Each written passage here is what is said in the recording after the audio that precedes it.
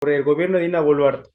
¿Usted considera que debido a todas las pérdidas humanas que se ha tenido por las manifestaciones, los enfrentamientos que ha habido con la policía, entre manifestantes y policías, se haya violado los derechos humanos, haya cometido este gobierno y los actores principales este delito de lesa humanidad?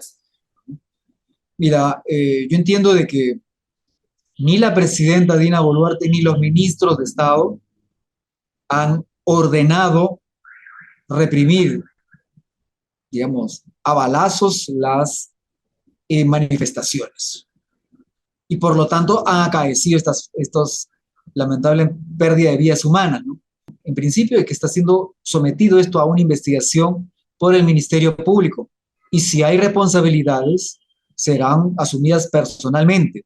Pero yo, hasta donde sé, no ha habido una orden expresa ni de la presidenta de la República ni de sus ministros de Estado en, digamos, disparar a la población para reprimir de esa manera las manifestaciones. No lo veo de esa manera, ¿no? Incluso muchos dicen que la policía prácticamente no sale a matar, ¿no? Habrá que investigar, es mi opinión personal, ¿no?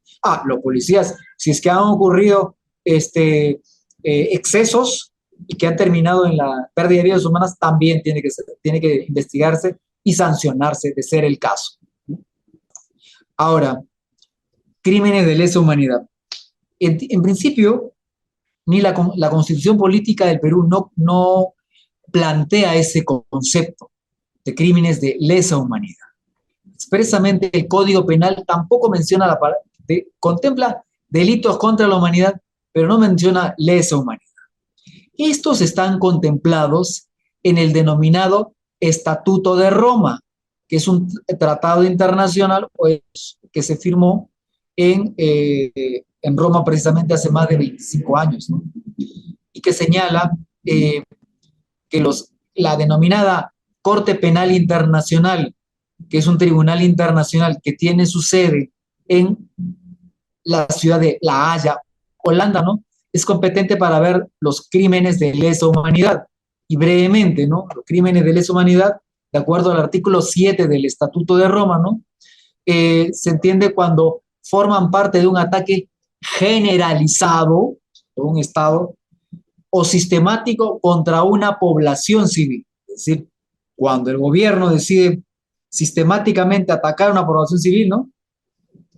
Y con conocimiento de dicho ataque se cometan, pues, asesinato, exterminio, esclavitud, deportación o traslado forzoso de población, encarcelación o privación de grave de la libertad física en violación de normas fundamentales de derechos humanos o de derecho internacional, perdón, tortura, violación, esclavitud sexual, prostitución forzada, embarazo forzado, esterilización forzada o cualquier otra forma de violencia sexual o gravedad, etcétera, etcétera, ¿no? Pero principalmente, para el caso que se está haciendo mención, es asesinato. En principio, no ha sucedido eso, en mi opinión personal. En todo caso, este estatuto, primero, lo que hace es esperar a que esto se resuelva en la justicia interna de cada país, que es lo que está sucediendo, ¿no? Entonces, actualmente, esto es materia de investigación, o sea, ataque generalizado, sistemático contra la población civil, entendemos que no ha sucedido. Eso es lo que es, en gran medida, los crímenes de lesa humanidad, denominados así por el Estatuto de Roma, ¿no? Es un tratado internacional que se firmó hace casi 25 años, que Perú lo ha suscrito también, ¿no? Segunda consulta. El abogado de Pedro Castillo, Walter Ayala, sostiene que Pedro Castillo aún continúa siendo presidente constitucional de la República debido a que hubo una tercera moción de vacancia, pero en la cuarta moción de vacancia no se lo citó para poder defenderse y por ende no ha sido correctamente vacado. Es lo que sostiene el abogado Walter Ayala sobre Pedro Castillo. Quisiera saber si es correcta la figura que él está manifestando respecto a este tema. Bueno, lo que acá se ha dado es lo que es un caso de flagrancia. O sea, el delito se ha cometido de rebelión y de sedición, se ha cometido, y en ese momento, para antes de que se consume plenamente, el Congreso ha actuado en flagrancia, porque ¿qué pasaba si no actuaba? Eh, ya de acuerdo al presidente de México, Andrés Manuel López Obrador, él había dado la orden de que se le abran las puertas de su embajada de México, que quede en San Isidro, ¿no? Para que él ingrese, ¿no? Y se le dé asilo político. Y eso es lo que estaba sucediendo hasta que en la avenida Wilson, a la altura de lo que era de, del cruce con la avenida España, de lo que era la antigua embajada de los Estados Unidos, ¿no? Se le detuvo, ¿no? Se ha considerado la tesis de la flagrancia, o sea, ha cometido dos delitos, rebelión y sedición, y estaba en plena ejecución de dicho delito. Entonces se le ha sometido, se le ha detenido, ¿no? Y paralelamente el Congreso lo ha vacado, lo ha destituido por incapacidad moral permanente, ¿no? Entonces, es un caso sui generis, ¿no? Pero, es decir, acá no cabía, pues, de que se le iba a citar para que él dé sus descargos, ¿no? Acá lo que ha sucedido es un caso de flagrancia, ¿no? El delito recién se había cometido, o se estaba cometiendo en ese momento, ¿no? Y se estaba atentando contra el Estado de Derecho, incluso contra el Estado democrático de Derecho, como señala la Constitución Política en el artículo 3. O sea, habían dos cosas. O el Congreso de la República actuaba o simplemente no lo hacía. Ha sucedido lo primero. El Congreso ha actuado. Lo que hubiese pasado era, ¿qué hubiese pasado si el expresidente se diera a la fuga a raíz de un asilo que ya se le había otorgado, ¿no? Entonces, eso era consecuencia de no haber actuado también. Se ha actuado, entiendo yo, de acuerdo a lo que estaba establecido, principalmente en la Constitución Política del Estado, ¿no?